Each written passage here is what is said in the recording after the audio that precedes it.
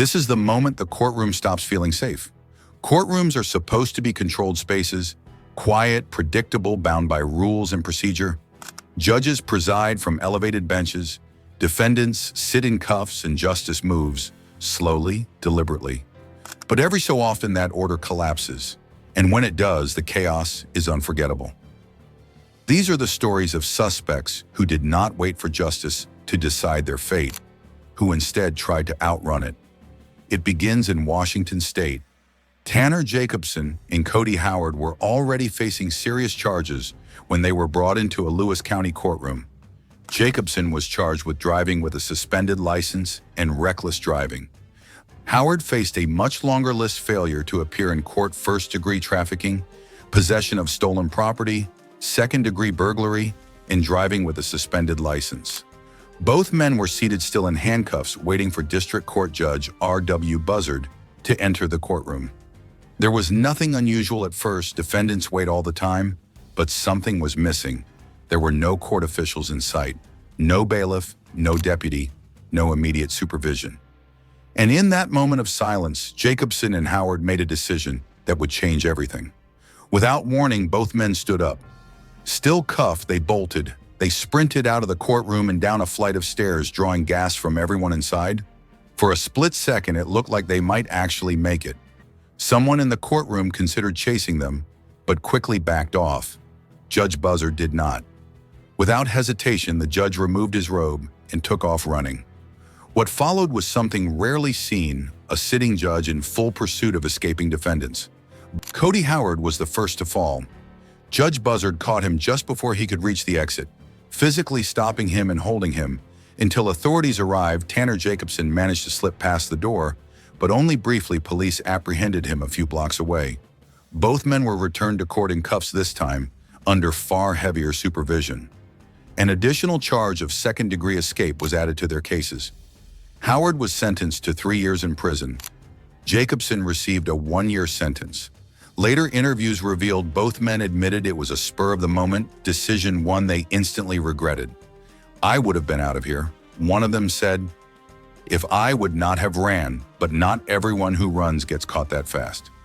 In Tennessee, 33-year-old Rashad Hawkins found himself in court for failing to pay child support.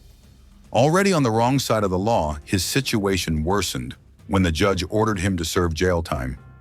That is when Hawkins decided he was not sticking around. From the second floor of the Meigs County Courthouse, Hawkins suddenly bolted. He vaulted over a railing, dropped to the ground floor, and sprinted out of the building like something out of an action movie. For a moment it worked. Hawkins disappeared. But justice has a long memory. Days later, on May 30th, police in Harrodsburg, Kentucky received reports of a trespasser causing trouble. Hawkins now faces charges for criminal trespassing, fleeing police, assaulting an officer, resisting arrest, and drug possession. He is currently being held without bond at the Boyle County Detention Center. His days of running appear to be over, but some defendants perfect the art of escape. Joel Sanchez Delgado was already a familiar face at the Pulaski County Jail in Arkansas. On this particular day, Delgado was wheeled into court wearing a neck brace and seated in a wheelchair. He claimed he had suffered an injury that prevented him from standing.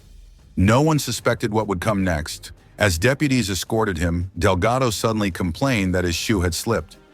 When the officer glanced down for just a second, Delgado exploded into motion. He leapt from the wheelchair and ran. The deputy gave chase, stunned, as the supposedly injured man sprinted away with surprising speed. Delgado disappeared, but not for long. Hours later, he was recaptured. This time there would be no wheelchair theatrics. Delgado was handcuffed directly to a stretcher and charged with felony escape. His repeated deception and courtroom antics finally caught up to him. Still, even that case pales in comparison to what happened next, half a world away.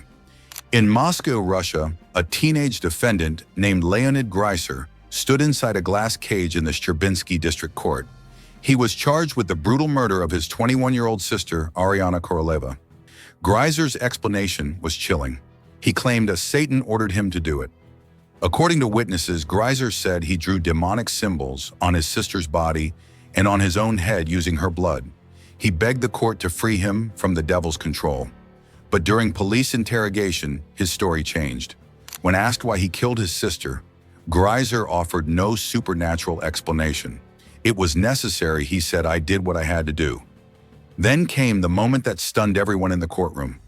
During proceedings, Greiser suddenly climbed into the ceiling through a hole above the courtroom.